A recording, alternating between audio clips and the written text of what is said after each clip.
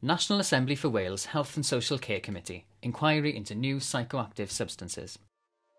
Between July and September 2014, the Health and Social Care Committee conducted a survey into new psychoactive substances, or legal highs.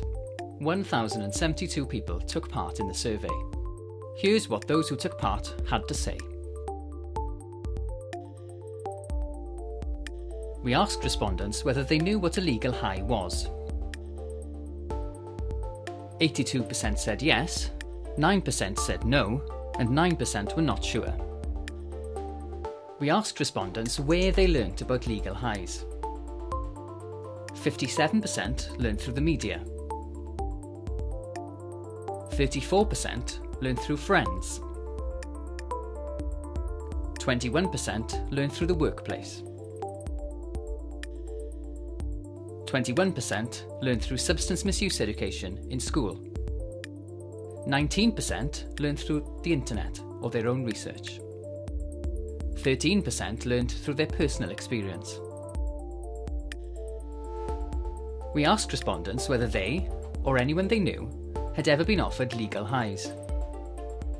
52% said no, 46% said yes, and 2% preferred not to say. Of the 52% who said no, 56% were female, 37% were male, and 7% did not disclose. Of the 52% who said no, 46% were 7 to 24-year-olds. We asked respondents whether they'd ever taken a legal high. 16% said yes, 82% said no, and 2% preferred not to say. Of the 16% who said yes, 30% were female, 61% were male, and 9% didn't disclose. Of the 16% who said yes, 21% were 17 to 24-year-olds. We asked respondents how they felt about the following statement. I would know where to look if I wanted to obtain legal highs. 54% agreed or strongly agreed. We asked respondents how they felt about the following statement.